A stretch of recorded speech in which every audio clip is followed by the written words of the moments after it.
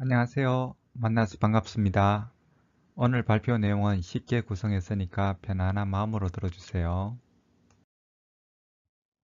What is RPA라는 전제 주제 아래 두 번째 세션인 업무 자동화 RPA, 부제목으로는 하루 만에 배우는 RPA를 발표하게 된 이재석 마이크로소프트 AI 부분 MVP입니다. 발표자 소개를 간략하게 하자면 저는 알러브 핸즈온 커뮤니티의 리더입니다. 제 얼굴이에요. 오른쪽 아래에도 제 사진 보이시죠? 지루하다 싶을 때 한 번씩 보세요. 저는 짬날 때마다 여행 블로그를 하고 있어요. 티티어스라고. 특히 캄보디아 앙코르와트에 대해서 깊이 있게 파고들고 있어요.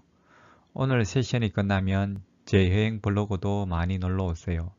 진짜 코로나가 끝나면 그 멋진 곳으로 노트북 하나 들고 가고 싶네요. 오늘 발표는 2020년 가장 핫한 기술인 RPA가 MS 파워 오토메이트를 만나서 디지털 전환을 이루어가는 과정을 담은 하루 만에 배우는 RPA 과정을 따라해보면서 느꼈던 소감과 마이크로소프트 365의 여러 서비스가 혼자가 아닌 서로 어우러졌을 때 어떤 시너지 효과를 발휘하는지 살펴보고자 합니다. 사실 오늘 발표는 지난 11월 14일 글로벌 마이크로소프트 365 개발자 부트캠프에서 발표한 내용과 동일합니다. 왼쪽에 행사 마크 보이시죠? 그때 녹화본이 유튜브에 공개되어 있습니다. 자막도 포함되어 있으니까 나중에 다시 듣고 싶을 때 참조하세요. 발표하고 싶은 내용은 많지만 신청하신 분들이 무엇을 듣고 싶어 하실까 생각해 보았습니다. 먼저 RPA가 무엇인지 또 RPA 최근 경향을 살펴보고요. 그 다음으로 지난 9월 말에 나온 파워 오토메이터 데스크탑과 관련해서는 얼마나 배워야 본인의 업무에 사용할 수 있을지, 그리고 쉽게 사용할 수 있는지, 마지막으로 실제로 사용해 본 결과 필요한 주의사항과 사용 팁을 알려드리도록 하겠습니다.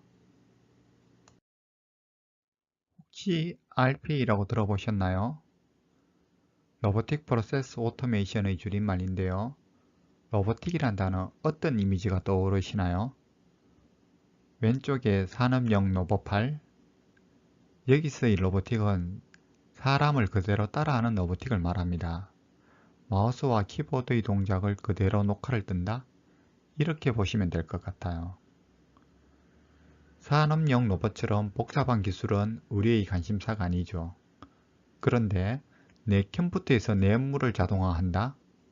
이건 한번 생각 내지 공부해 볼 필요가 있지 않을까요? 우린 놀고 싶으니까요. 그런데 그대로 따라한다? 그거 매크로 아니야? 하시는 분들도 계시죠. 여기 왼쪽에 엑셀 보이시죠? RPA가 주로 하는 것들이 엑셀을 열고 선택하고 복사해서 그 아래 윈도우 프로그램에 붙여넣기 하는 거예요. 매크로네라는 말이 나오시죠? 매크로와 RPA가 어떻게 다른지 아직도 명확히 저도 잘 모르겠습니다. RPA 솔루션 회사들은 자동화의 대상과 범위가 달라서 다르다고 하는데요. 여러 클릭들을 하나의 액션으로 만들어서 편리함을 더했고 또 회사 전사적으로도 할 수 있다는 것을 그 예로 들고 있습니다. 우리 입장에서는 매크로네 아니네보다 예전보다 업무 자동화를 더 쉽게 할 수 있게 되었다 정도에서 이해하시면 될 것 같습니다. 가트너가 2020년 10대 기술을 발표하면서 그 첫 번째로 초자동화를 이야기했는데요. 그 내용이 기존 RPA에다가 AI 기반으로 프로세스를 고도화한다는 것이었습니다. RPA에서 시작해서 그 주변으로 기능을 확장해 나간다는 느낌이 들죠. 여기서 MS 클라우드 전략을 한번 살펴볼까 합니다. 최근 2, 3년 MS 서비스들은 서로 엄청난 통합을 하고 있습니다. 그 가장 밑바탕에는 MS의 AI 기술이 있고요. 그 기반 위에서 지능형 비즈니스 애플리케이션들을 통합하고 있습니다. 마치 처음부터 하나의 서비스인 것처럼요. 다이나믹 365, 마이크로소프트 365를 파워 플랫폼이 그 중심에서 컨트롤하고 있다는 느낌입니다. 즉 AI 기반 위에서 파워 오토메이터로 거의 모든 MS 서비스들을 연결하고 있는 것이죠. 방금 AI 기반의 초자동화에 대해서 이야기했는데 핵심 기술인 AI에 대해서 조금 더 생각해 볼 필요가 있습니다. 우리 사회의 AI에 대한 기대와 실제 적용 사이는 큰 차이가 있는 것 같습니다. 84%의 기업이 AI가 경쟁 우위를 제공할 것이라고 기대를 하고 있지만 실제 2019년 자료에 의하면 AI를 배포한 기업은 14% 정도밖에 안 되었다고 합니다. 참 차이가 많이 나죠? AI 기술을 상용화하기까지 어려운 점들이 많습니다. 시간과 자본, 인적 자원이 필요한 분야입니다. 그래서 작은 규모의 회사는 AI를 독자적으로 도입하기 어렵고 비즈니스 관련하여 일반 사원들이 AI를 배워서 자신의 업무에 적용하기란 매우 힘듭니다. 좋은 소식으로 MS AI 기술이 2016년 레슨넷 이후로 크게 발전하고 있고 이렇게 학습이 잘 된 AI를 인지 서비스란 이름으로 제공하고 있습니다. 개발자들이 쉽게 사용할 수 있도록 API를 제공하고 있어서 오토ML은 그저 가져다 사용하는 느낌? 그런 느낌을 각 클라우드사는 강조하고 있습니다. 이런데도 API를 다룰 줄 모르는 비개발자 입장에서는 AI가 거의 넘사벽이죠. 그래서 MS에서는 비개발자라 하더라도 노코드 수준에서 AI를 사용할 수 있도록 AI 빌드라는 서비스를 만들어 작년에 출시하였습니다. 비즈니스 관련 AI 기술을 시민 개발자 정도라면 자신의 업무에 사용할 수 있도록요. 오늘은 AI 빌더 서비스 중에서 비즈니스에서 가장 많이 사용하는 송장 처리에 대한 이야기를 나중에 조금 언급하려고 합니다. MS는 최근 몇 년 온라인상 업무 프로세스 자동화를 잘 해오고 있었습니다. 문제는 내 PC에서의 자동화를 할 만한 프로그램이 없었다는 점이죠. 작년에 발표한 UI 흐름이 기능이 떨어져서 아쉬웠고요. 2020년 5월 드디어 소프트 모티프 4를 인수합니다. 웹크롤링, PC 일반 프로그램 부분이 보강되었습니다. 그 결과 다른 RPA 솔루션 기업들이 내세우는 기능도 대부분 가능할 뿐만 아니라 AI 같은 초자동화도 가능하게 됨으로써 RPA 경험을 완전히 다른 수준에서 경험할 수 있게 되었습니다. 9월 22일 파워 오토메이터 공식 블로그에서 색을 하나가 올라옵니다.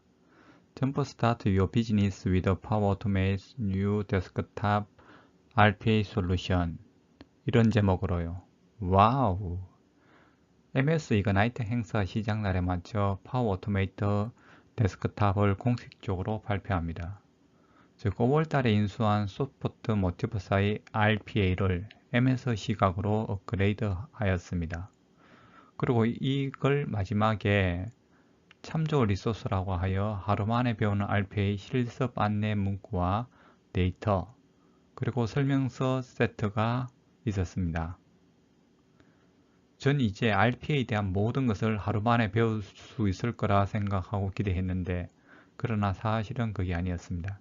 이 실습은 MS의 미래 전략이면서 새로운 경험을 선사한 선물이었어요. 왜냐하면 실습 시나리오가 송장 처리에 관한 것이었는데 우리가 현실 세계에서 자동화를 할 수 있는 여러 사례들을 묶어 놓았거든요. RPA++ 느낌으로요. 이 실습 시나리오가 여러분들 업무와 비슷하기를 바랍니다. 첫 번째 그림부터 보시면 계약자분이 계약 기간이 끝나 메일로 송장을 첨부해서 보냅니다.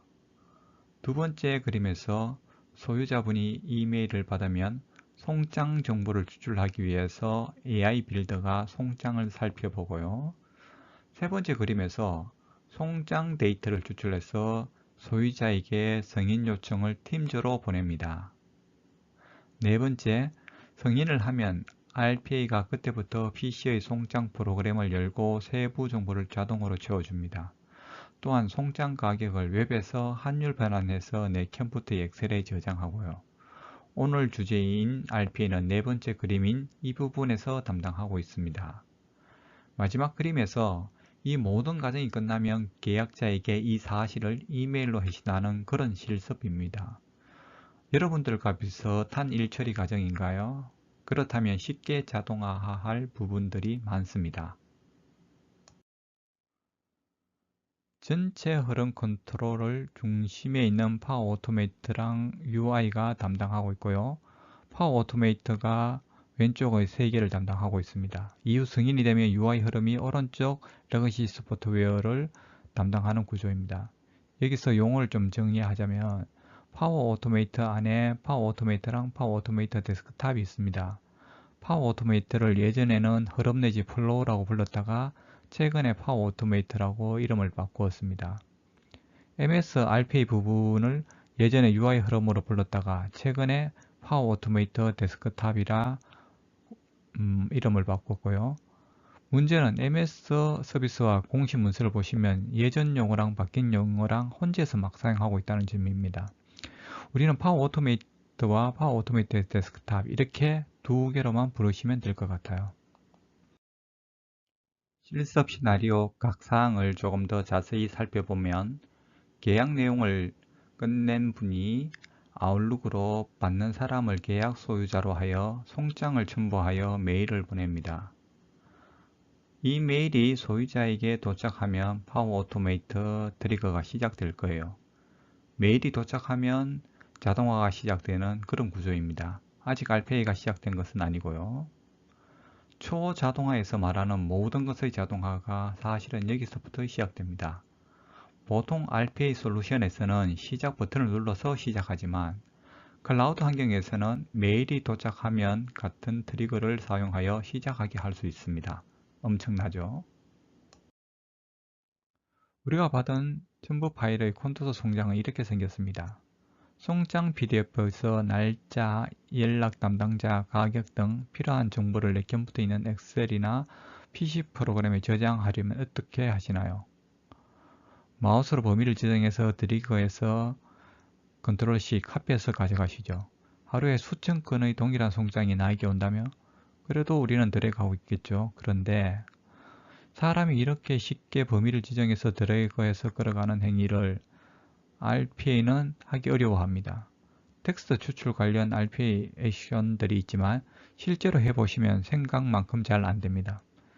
텍스트 추출 후 전처리 작업들이 많을 수도 있고 또 실패할 확률도 높습니다. OCR 관련 액션들은 더 그렇고요. 이때 AI 기술을 활용하면 상당히 높은 수준에서 해결할 수도 있습니다. 이런 기술을 머신러닝에서는 비전 내지 시각 관련 AI라고 합니다. 특히 AI 빌드에서는 송장 관련하여 미리 모델을 만들어 두었습니다. 어느 정도 커스텀도 가능하고요. 노코드입니다. 그냥 엑셀이나 파워포인트 정도 다루는 수준이에요. AI를 어렵게 생각하지 마시고 처음에는 이렇게 사전 정의된 모델을 가져다 사용하시기를 바랍니다. 파워 오토메이터로 비즈니스 프로세스 중간중간에 끼워 넣을 수도 있고요. 그리고 파워 오토메이터의 승인이란 과정을 실습 중간에 넣어 놓았는데요. 이번 실습에서 사람의 손이 가는 곳은 이곳 한 곳뿐입니다. 그 외에는 자동화 프로그램이 다 알아서 합니다. 그래서 부제목을 인간을 자동화 프로세스에 초대하는 이유라고 지었습니다. 문구가 멋지죠? 우리들 일 대부분이 중간중간에 판단해야 할 일들이 많지 않으신가요? 상사의 결제를 받아야 할 경우도 많고요. 파워 오토메이터의 가장 좋은 기능 중 하나가 성인 관련 기능입니다. 성인 시나리오도 다양하게 준비해 놓았고요.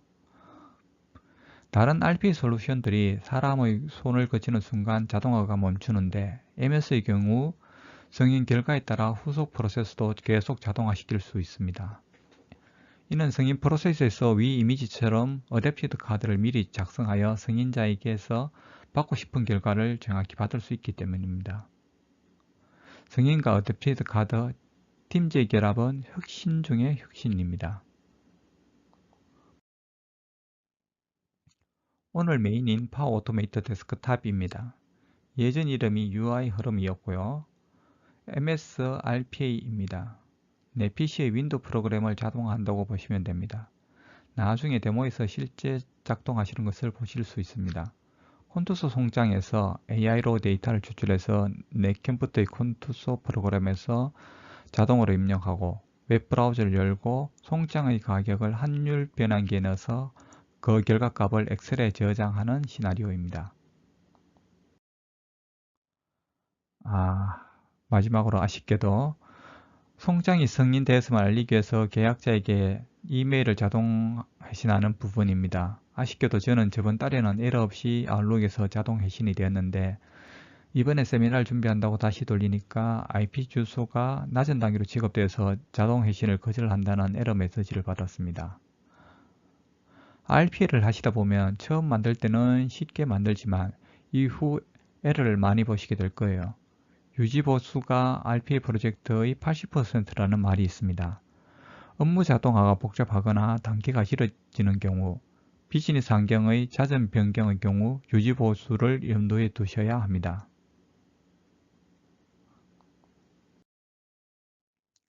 하루 만에 배우는 RPA 실습 순서와 예상 시간입니다. 9시간 정도의 실습 예제인 것을 알 수 있습니다. 그럼 하루 정도면 RPA를 마스터할 수 있는 것인가요? 아니요. 이 실습은 RPA뿐만 아니라 파워 오토메이터 전반에 걸친 실습 예제입니다. 그냥 MS 서비스 자동화에 관한 전반적인 맥락을 잡는 실습으로 이해하셔야 합니다. RPA는 어느 정도로 어려울까요? 제가 생각할 때는 초급과 중급으로 나누어서 생각할 필요가 있습니다.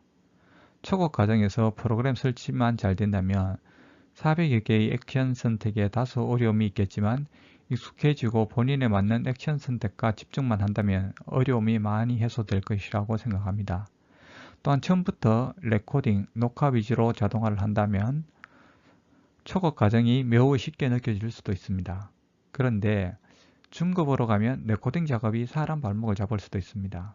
비즈니스 환경의 변화, 작업 환경의 변화가 있으면 쫓아가면서 수정하면서 유지 보수를 해야 하는데 이때쯤이면 레코딩보다는 직접 액션을 선택하는 것이 더 명확하고 간단하고 쉬워 보입니다. 사실이기도 하고요.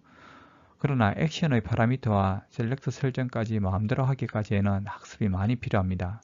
각각의 액션의 파라미터가 4개 내지 5개 정도씩은 되거든요. 각 파라미터가 어떤 작용을 하는지 알아야 합니다. 셀렉트를 잘 설정한다는 말은 HTML, CSS 구조를 잘 안다는 말과도 같습니다. 웹 프로그래밍 지식이 이때부터 필요해집니다. 본인의 업무를 다수 그리고 복잡하게 구성하려면 프로그램 지식이 필수적으로 필요해집니다. 조건문과 반복문, 알고리즘에 대한 이해도 필요하고요. 이때쯤이면 파이썬과 같은 언어로 직접 코딩하면서 업무를 하는 것이 더 편한 것이 아닌가 의문점이 들기 시작하기도 하고요. 그래서 저는 RPA, 파워 오토메이트 데스크탑의 공부 정도는 파워 플랫폼의 공부 수준으로 생각하시고 도전하시는 것이 좋다고 봅니다. 즉 시민 개발자, 시티즌 디벨로퍼라고 하죠. 요즘에게 요구되는 개발 지식 정도가 적당하다고 봅니다. 프로그래밍 언어를 잘 다룰지는 못하지만 어떻게 돌아가는지 아는 정도, 엑셀 함수를 이해하고 따라하고 본인의 업무에 맞게 수정할 수 있는 정도면 파워 플랫폼의 여러 서비스들을 잘 활용할 수 있습니다. 파워 오토메이터 데스크탑도 그 정도 수준에서 활용하시고 너무 어려운 자동화 작업은 개발 담당 부서에 의뢰하시기를 바랍니다. 우리는 간단하지만 매번 반복하는 작업을 먼저 자동화하는 쪽으로 전략을 짜는 것이 좋습니다.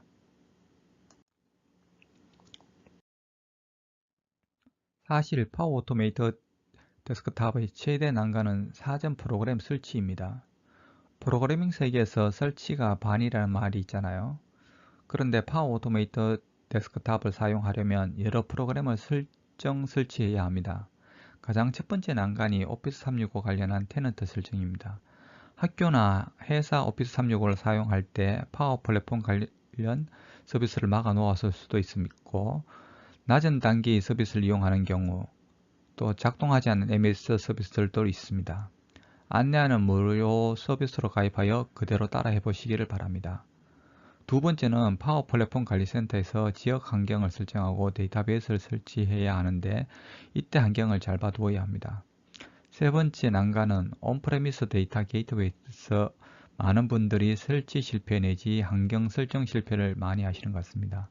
안내대로 그대로 하셔야 하는데 처음이라서 조금 다르게 설정한 경우 삭제하고 새로 설치하셔야 되는데 이 부분들을 많이 헷갈려 하시고 어려워하시는 것 같습니다. 그리고 늘 작업 환경을 같게 맞추어야 하고요. 레코딩 활용은 가장 손쉬운 RPA 사용법입니다. 왼쪽 이미지 녹화 기록을 하는 레코더를 켜고는 PC에서 작업을 하면 그대로 녹화되면서 기록에 남습니다. 나중에 실행시키면 이 기록대로 그대로 따라합니다. 문제는 중간에 본인이 실수로 필요없는 작업을 녹화하거나 작업 환경이 바뀌거나 하면 다음에 실행하면 녹화한 환경과 달라서 에러가 난다는 점입니다. 이 에러를 잡는 과정이 초보자 입장에서는 어렵습니다. 그래서 초반에는 무조건 레코딩을 활용하지만 본인이 작업을 할 때마다 어떻게 기록되는지 잘 봐두었다가 그 의미를 공부하셔야 합니다. 익숙해지면 레코딩과 액션을 섞어서 작업하시기 바랍니다. RPA 개발 과정이 쉽다고들 합니다. 드래그 앤 드랍 환경이면서 로코드 방식이라서 시민 개발자 정도면 쉽게 다룰 수 있다고도 합니다. 맞는 말인데 왼쪽 메뉴를 한번 보시죠. 액션 메뉴 밑으로 400여 개의 액션 너무 많지 않나요? 각 액션의 기능을 이해하는데 많은 시간이 걸립니다. 단 하루 만에 끝낼 수가 없습니다.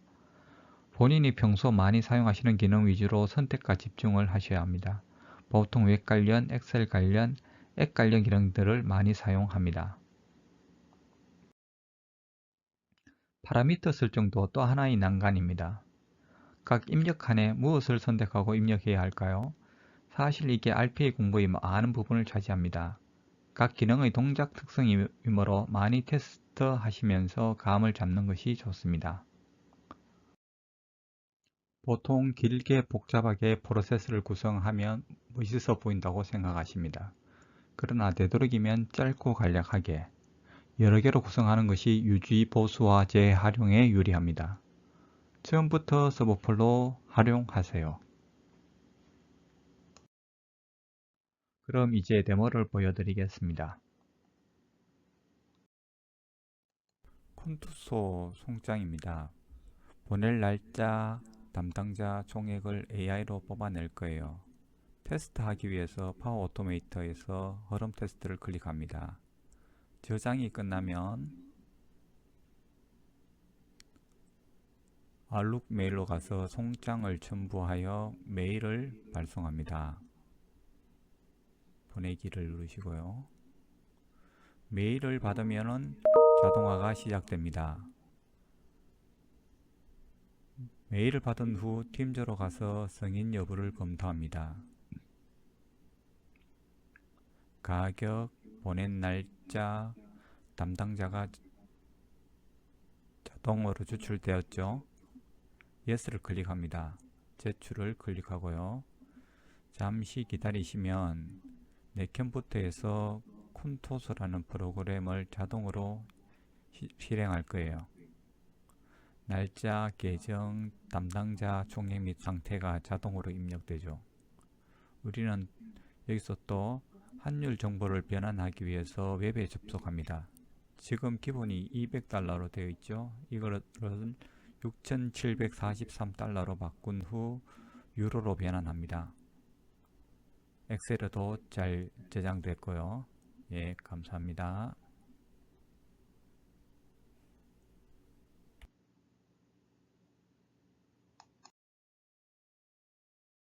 파워 오토메이터 데스크탑과 파워 오토메이터의 역할이 명확하게 구분되는 것 같지만 사실 두 부분이 겹치는 부분도 되게 많아요. 최근 RPA가 점점 좋아져서 오른쪽 이미지 파워 오토메이터처럼 몇 개의 입력 파라미터를 넣으면 쉽게 자동화를 시킬 수는 있지만 앞서 가튼의 초자동화 이야기를 할 때 RPA를 기본으로 자동화 프로세스 확장에 대해서 이야기하였지만 저 개인적인 생각은 RPA 사용은 되도록이면 줄여서 API가 없는 오래된 앱 정도에서 사용하고 온라인의 파워 오토메이트를 더 많이 이용하실 것을 추천드립니다. PC 엑셀보다는 온라인의 쉐어포인트를 데이터 저장소로 사용하고 메일보다는 팀즈를 기본으로 사용하시면 디지털 전환에 더 유리합니다. 파워 오토메이터 데스크탑과 파워 오토메이터와의 연결은 변수를 활용하세요. 웹으로 나가는 변수 설정을 단 한 번만 하면 그 결과값을 파워 오토메이터에서 받아서 그곳에서 400개의 다른 서비스들과도 매우 쉽게 연결할 수 있습니다. 완전 대항해의 시대를 열었다고나 할까요? RPA를 자동화의 하나의 작은 부분으로 포함시키면서도 RPA를 완전히 다른 수준으로 끌어올렸다는 생각입니다. 그러면 업무 자동화 공부를 어떻게 공부하는 것이 더 효율적일까요? 파워 오토메이터 템플릿으로 본인의 업무와 비슷한 것들을 찾아보세요. 그리고 비슷한 템플릿에서 액션들의 기능들을 익혀서 본인의 업무에 맞도록 다시 조립하는 것입니다. RPA보다는 디지털 전환을 먼저 고려하시는 것이 하지 않아도 되는 많은 업무 자동화 과정을 걸러낼 수 있습니다. 파워 플랫폼의 파워 BI, 파워 앱스, 파워 오토메이터, 파워 버추얼 에이전트가 마치 처음부터 팀즈와 하나인 것처럼 팀즈에 모두 들어와 버렸습니다. SNS로서의 팀즈뿐만 아니라 MS 모든 서비스의 정점에 팀즈가 있는 것 같습니다. 이는 최근 3년간 MS에서 성장 속도가 가장 높은 서비스가 팀즈였다는 점과 더불어 시사점이 큽니다. 코로나19는 시간을 엄청 앞으로 당겼고요. 그런 팀즈가 파워 플랫폼을 완전히 품속에 품었다는 것은 새로운 시대의 MS의 비전과 미래를 보여준 것 같습니다. 오늘 RPA를 살펴보았는데 앞으로 RPA와 팀즈, 파워 오토메이터를 항상 같이 생각해 주시기를 바랍니다. 들어주셔서 감사합니다. 이것으로 이번 세션 마무리하겠습니다. 저는 알러브 핸즈온의 이재석이었습니다. 홈페이지와 페이스북 페이지에 관련된 내용들을 올리고 있어요. 홈페이지는 ilovehands-on.com이고 페이스북 페이지도 /ilovehands-on입니다. 파워 플랫폼, AI 관련 실습 또는 핸즈온을 하고 싶으시면 자주 놀러오세요. 다음으로 마지막 세션, 마이크로소프트 진미나님의 MS RPA 어디서부터 시작해야 할까도 많이 들어주세요.